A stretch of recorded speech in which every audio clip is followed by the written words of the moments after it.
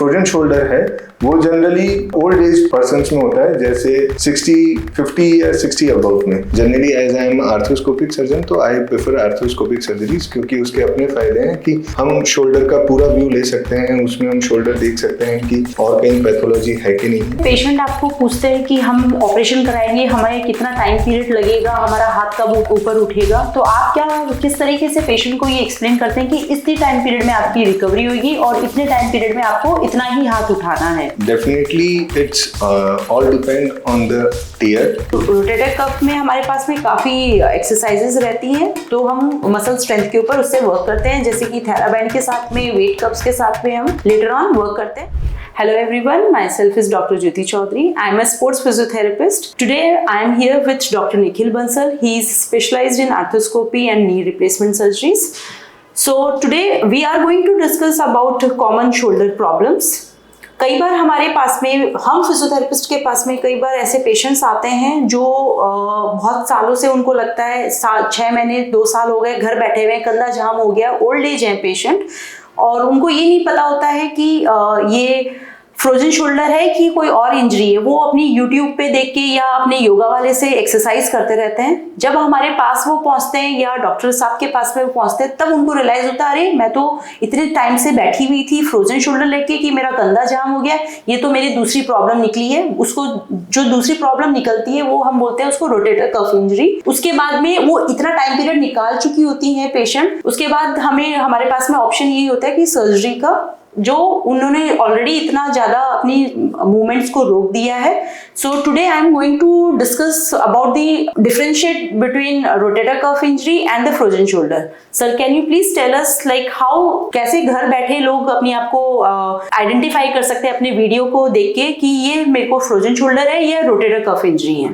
ये common myth है कि सारे शोल्डर पेन्स जो है वो फ्रोजन शोल्डर होते हैं। ऐसा नहीं है। शोल्डर के अंदर pain due to rotator cuff injury और due to any impingements like उनकी वजह से भी हो सकता है। तो आइए जानते हैं कब ये फ्रोजन शोल्डर है और कब ये रोटेटर कफ इंजरी है। तो जनरली फ्रोजन शोल्डर के अंदर उसका global range of motion he disrupt होता है। इसका मतलब उसके सारे हाथ के सारे मूवमेंट्स रेस्ट्रिक्ट हो जाते हैं। वो जनरली हाथ पीछे नहीं लेके जा सकता, आगे नहीं उठा पाता, पहला। दूसरा, फ्रोजन शोल्डर के अंदर वो पैसिव मूवमेंट्स भी नहीं कर पाता। जैसे अगर उसे बोला जाए कि अपने दूसरे हाथ से हाथ ऊपर उठाए तो वो नहीं उठा पाएगा, उसको पेन होगा। पर ऐसा रोटेटर कफ इंजरीज में नहीं होता। रोटेटर कफ इंजरीज में जनरली जो मसल अफेक्ट हुई है उसका मूवमेंट जाता है। जैसे जब मोस्ट कॉमनली सुप्रास्पाइनेटस मसल जाती है तो इसकी वजह से वो एबडक्शन यानी साइड में हाथ नहीं उठा पाता, पर वो इंटरनल रोटेशन या पीछे हाथ ले जाने वाली एक्टिविटी इजीली कर पाता है। और सेकेंडली, अगर उसको पैसिव मूवमेंट्स के लिए बोला जाए, जैसे दूसरे हाथ की मदद से हाथ उठाने के लिए बोला जाए, तो वो इजीली कर सकता है। तो इस तरीके से हम फ्रोजन शोल्डर और रोटेटर कफ को डिफरेंशिएट कर सकते हैं। फ्रोजन शोल्डर में हमने ये देखा है कि उसको जनरली पेन रहता है, पूरे कंधे में वो कंप्लेन करता है पेन की। और रोटेटर कफ में उसे उतना सीवियर पेन नहीं होता, बट जो पेन है वो मोस्टली नाइट में होता है। शोल्डर से एल्बो तक उसे नाइट में पेन होता है। और उसको फ्रीक्वेंट प्रॉब्लम उसको होती है, वो होती है कि वो अपना हाथ ऊपर नहीं उठाता, यानी वीकनेस की प्रॉब्लम होती है। साथ ही हमने देखा है कि जो फ्रोजन शोल्डर है वो जनरली ओल्ड एज पर्सन्स में होता है, जैसे 50 या 60 अबव में। और उनके कोई प्री इंसिडेंट फाइंडिंग्स होती हैं, जैसे उसको या तो डायबिटीज होगा या कोई कार्डियोथोरेसिक डिजीज होगी या उसको कोई थायराइड जैसी कोई बीमारी होगी, जिसकी वजह से ये एक प्री रिक्विसाइट या उनको जनरली डायबिटीज या ऐसी बीमारी होगी। पर ऐसा रोटेटर कफ इंजरीज में नहीं है। रोटेटर किसी भी एज ग्रुप में हो सकता है और ये only not due to because of trauma, ये केवल जनरली ट्रॉमा की वजह से ही नहीं होता। पेशेंट अगर ओवर यूज करता है अपना सुप्रास्पाइनेटस मसल का, तो due to internal impingement like कोई बोनी आउटग्रोथ है, उसके बार बार छोटे ट्रॉमा की वजह से ये रोटेटर कफ इंजरी भी हो सकती है। तो हम इन छोटी छोटी फाइंडिंग से हम लोग डिफरेंशिएट कर सकते हैं कि कब ये फ्रोजन शोल्डर है और कब ये रोटेटर कफ इंजरी है। सो हम जानते हैं अब ट्रीटमेंट के बारे में, जो हमने 2 कंडीशंस डिस्कस करी है सर के साथ में। फ्रोजन शोल्डर जो है वो हम फिजियोथेरेपी से रिकवर करते हैं। उसके लिए 3 इजी एक्सरसाइज है जो पेशेंट घर बैठे अपना कर सकते हैं। एक्सरसाइज 3 जो है, जैसे कि डॉक्टर साहब ने हमें बताया, फ्रोजन शोल्डर में हमारी सारी मूवमेंट्स रुक जाती है, सामने से हाथ उठाना, साइड से उठाना, एक ही पीछे लेके जाना। तो हम पेशेंट्स को 3 इजी एक्सरसाइजेस बताते हैं जो आप घर बैठे भी कर सकते हैं। जैसे कि सामने से हाथ उठाने में तकलीफ है तो उसकी रेंज को हमें बेटर करना है। पेशेंट इतना हाथ रखेगा तो दर्द होने लग जाता है, तो हम बोलते हैं कि आप पहले धीरे धीरे आप आगे जाइए। इसमें ये ध्यान रखना है कि आपका कोहनी सीधी रहनी चाहिए, और जैसे ही ये यहाँ तक गया, फिर आप हाथ ऊपर ले जाने में तकलीफ है तो आप अपने बॉडी का वेट आगे ले जाते हुए अपने हैंड को आगे करिए एंड देन रिलैक्स बॉडी के वेट को पीछे लेते हुए। इसकी रिपीटेटिवली ये मूवमेंट 7 से 10 बार करने से आपकी आगे की रेंज बेटर होती है। वैसे ही साइड से हाथ उठाने में तकलीफ है तो उसी तरीके से हम ऐसे खड़े हुए हैं और धीरे धीरे जैसे हाथ ऊपर जा रहा है आप अपना बॉडी वॉल की तरफ शिफ्ट करते जाइए। इससे आपकी साइड की मूवमेंट इजी होती है। अब रही बात कि हाथ पीछे ले जाने में दिक्कत है, हाथ ऊपर उठाने में भी है, तो हमारा जॉइंट चिपक गया है, कंधा जाम हो गया है, तो उसको कंधे को खोलने के लिए हम बताते हैं कॉडमन्स एक्सरसाइज। हाथ को लटका के आप आराम से धीरे धीरे आप मूवमेंट करिए। अगेन इसको आप 10 से 20 बार मूवमेंट क्लॉकवाइज करिए, एंटी क्लॉकवाइज करिए, पेंडुलम मूवमेंट इसको आपको करनी चाहिए। एंड इस तरीके से आप साइड में स्विंग करिए एंड सामने स्विंग करिए। उसके बाद में जब हाथ को पीछे ले जाने में तकलीफ हो रही है तो उसके लिए हम बोलते हैं कोई भी टॉवल या दुपट्टा कुछ आप लेके इंजर्ड हैंड को आप पीछे रखिए और इसको धीरे धीरे आगे इस हाथ से ऊपर खींचते जाइए। ये 3 इजी एक्सरसाइज करने से आपका थोड़ी रेंज बेटर हो जाती है। आइए हम जानते हैं जो हमने डॉक्टर साहब के साथ पे कंडीशंस डिस्कस करी है, फ्रोजन शोल्डर और रोटेटर कफ, उसका ट्रीटमेंट प्लान। फिजियोथेरेपी के अंदर हम जैसे ही हमारे पास में फ्रोजन शोल्डर का पेशेंट आता है, हमारा सबसे पहले काम होता है पेन मैनेजमेंट का। जो पेशेंट कहते हैं कि हमें हर वक्त दर्द है, मूवमेंट में दर्द है, रात को तकलीफ है, रात को सो नहीं पा रहे हैं, पेन मैनेज हम करते हैं इलेक्ट्रोथेरेपी ट्रीटमेंट से, IFT, TENS, ultrasound, moist heat, ये सब देके। जैसे ही पेशेंट हमें बोलने लगता है कि 40 से 50% उनको पेन में रिलीफ मिल गया, नाइट पेन सबसाइड हो गया है, फिर हम उनकी रेंज के ऊपर आते हैं, हम उनकी रेंज के ऊपर वर्क करते हैं, रेंज मूवमेंट बढ़ाते हैं। वो रेंज हम पैसिव एक्सरसाइजेस से, एक्टिव असिस्टेड एक्सरसाइजेस से और मोबिलाइजेशन से हम उनकी रेंज को इम्प्रूव करते हैं। अब पेशेंट का पेन सबसाइड हो गया है, रेंज आ गई है, बट मसल स्ट्रेंथ नहीं आया है अभी भी, तो वो मसल स्ट्रेंथ को हम करने के लिए हम थेराबैंड की एक्सरसाइजेस पेशेंट को बताते हैं। ये था फ्रोजन शोल्डर का ट्रीटमेंट। अब हम बात करते हैं रोटेटर कफ इंजरी के ट्रीटमेंट के लिए। हमारे पास में पेशेंट आते हैं रोटेटर कफ के, तो हम उनका पेन मैनेजमेंट है या उनकी मसल वीकनेस पे वर्क करते हैं। कई बार हमें लगता है कि हम उनकी मसल वीकनेस पे वर्क कर रहे हैं, स्ट्रेंथनिंग एक्सरसाइज करा रहे हैं, बट फिर भी पेशेंट को स्ट्रेंथ नहीं आ रही है। तो सर आप हमें बताएंगे कि ऐसे केस पे हम जब आपके पास में भेजते हैं उन पेशेंट्स को, तो आपका क्या प्रोसीजर रहता है, आपका क्या प्रोटोकॉल रहता है treatment?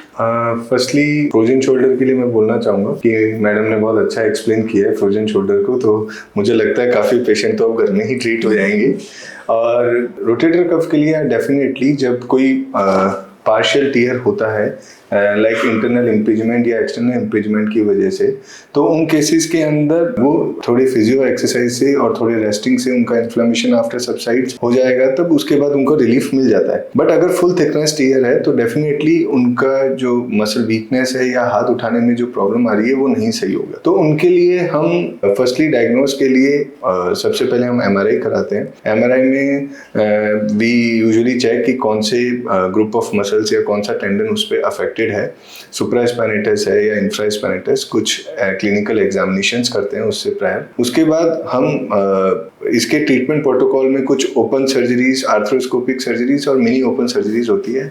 Generally as I am arthroscopic surgeon तो आई प्रेफर आर्थ्रोस्कोपिक सर्जरीज, क्योंकि उसके अपने फायदे हैं कि हम शोल्डर का पूरा व्यू ले सकते हैं, उसमें हम शोल्डर देख सकते हैं कि और कहीं पैथोलॉजी है कि नहीं है, और साथ में सर्जरीज के साथ उन जो रोटेटर कफ की सर्जरीज कर रहे हैं तो उसमें भी उनको भी हम इजीली एड्रेस कर सकते हैं। तो रोटेटर कफ में, आर्थ्रोस्कोपिक में हम जनरली उनको रिपेयर करते हैं।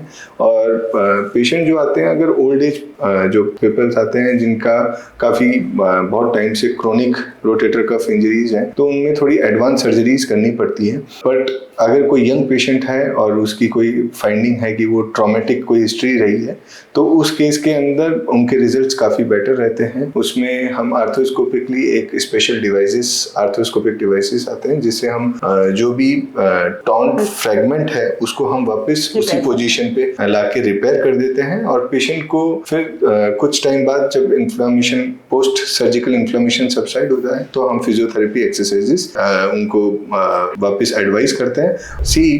Patients generally don't do the proper exercises, don't do the proper physios, तो I totally recommend them that they should go to the physiotherapist, and to after the surgical repair of that rotator cuff, definitely they need some physiotherapy exercises. उनको exercises ज़रूरत होती है, क्योंकि prior to the surgeries उनकी काफ़ी muscles वगैरह बहुत week already हो चुकी होती है, तो उनको स्ट्रेंथन करना पड़ता है, और उन रोटेटर कफ का आफ्टर रिपेयर उनकी पावर रिगेन करने के लिए डेफिनेटली एक्सरसाइजेज, फिजियोथेरेपी एक्सरसाइजेज बहुत ज़्यादा रिक्वायरमेंट। सर, जैसे पेशेंट आपको पूछते हैं कि हम ऑपरेशन कराएंगे, हमें कितना टाइम पीरियड लगेगा, हमारा हाथ कब ऊपर उठेगा, तो आप किस तरीके से पेशेंट को ये एक्सप्लेन करते हैं कि इतने टाइम पीरियड में आपकी रिकवरी होगी और इतने टाइम पीरियड में आपको इतना ही हाथ उठाना है? Definitely it's all depend on the tear, how we repair that tear, कितना उनके अंदर स्ट्रेंथ है उस टेंडन में, कितनी पुरानी इंजरीज है। There are multiple factors in that, but it's a simple tear और उनको बहुत अच्छा रिपेयर हुआ है, तो उसमें generally after 6 weeks or 6 to 12 weeks they can get a full range of motion, but definitely उनसे प्राय उनको physiotherapy exercises, range of motion exercises, they need to do that, और without assistance I don't think they can properly do the exercises। अगर exercise ढंग से नहीं करते हैं तो रिजल्ट्स भी उतने बेटर नहीं आते। सर, टाइम पीरियड आपने बता दिया कि इतने टाइम पीरियड के अंदर रेंज आ जाती है, क्या आप हमें फिजियोथेरेपिस्ट को कुछ स्पेशल बताना चाहेंगे कि हमें इनिशियली किन बातों का ध्यान रखना चाहिए? रोटेटर कफ के बाद में हमें इस रेंज पे कितनी टाइम पीरियड में काम करना है, 90 डिग्री तक लेना है, अबाउट 90 डिग्री लेके जा रहे हैं तो हमारे क्या ड्रॉबैक्स हो सकते हैं? कि जैसे मैंने पहले बताया, ये सब टीयर पैटर्न पे और डेफिनेटली रिपेयर पैटर्न पे डिपेंड है। इसमें patient, every patient as a individual case, उसमें इंडिविजुअलाइज करना पड़ता है, पर या definitely if it's a simple tear तो हम उनको एटलीस्ट प्रोटोकॉल रहता है कि 4 to 6 वीक्स हम उनको फुल रेंज ऑफ मोशन ना लेके आए, 90 डिग्री से एबडक्शन नहीं लेके जाएं, उससे ऊपर 90 डिग्री तक we can allow the abduction, और फॉरवर्ड फ्लेक्शन भी सेम 90 डिग्री तक हम अलाउ कर देते हैं। जब पेशेंट कंफर्टेबल है टिल 90 डिग्री, तो देन वी कैन सब्सिक्वेंटली धीरे धीरे करके हम उनका बढ़ा सकते हैं रेंज ऑफ मोशन, बट ये डेफिनेटली 6 वीक्स या 6 to 12 वीक्स से पहले नहीं होना चाहिए। तो और there is no fix timeline, as I have already told you कि पेशेंट्स के रिपेयर, पेशेंट्स के पैटर्न ऑफ टीयर, उन पे सब पे डिपेंड होता है, पर या at least 6 weeks to 12 weeks required कि हम पेशेंट को पूरा रेंज ऑफ मोशन नहीं लाएं। तो जैसे कि सर ने बताया कि फिजियोथेरेपी मसल स्ट्रेंथ के लिए बहुत इंपॉर्टेंट है, उसके लिए हम रोटेटर कफ में हमारे पास में काफ़ी एक्सरसाइजेज रहती हैं, तो हम मसल स्ट्रेंथ के ऊपर उससे वर्क करते हैं, जैसे कि थेराबैंड के साथ में, वेट कप्स के साथ में हम लेटर ऑन वर्क करते हैं। जब हमें लगता है कि अब पेशेंट की ये स्ट्रेंथ आ चुकी है, फिर हम पेशेंट को जिम में भेजते हैं उसकी फर्दर रिहैब के लिए, और उनको बताते हैं आप जिम में ये एक्सरसाइजेस करिए, जिससे कि आपकी ये सारी मसल ग्रुप अच्छे से स्ट्रेंथन अप हो जाएगी। ये जाना हमने दोनों शोल्डर की प्रॉब्लम्स की, प्रॉब्लम क्या है फ्रोजन शोल्डर, रोटेटर कफ, और उसका क्या ट्रीटमेंट है, क्या डिफरेंस है, इस सब चीज़ के बारे में हमने बात करी है।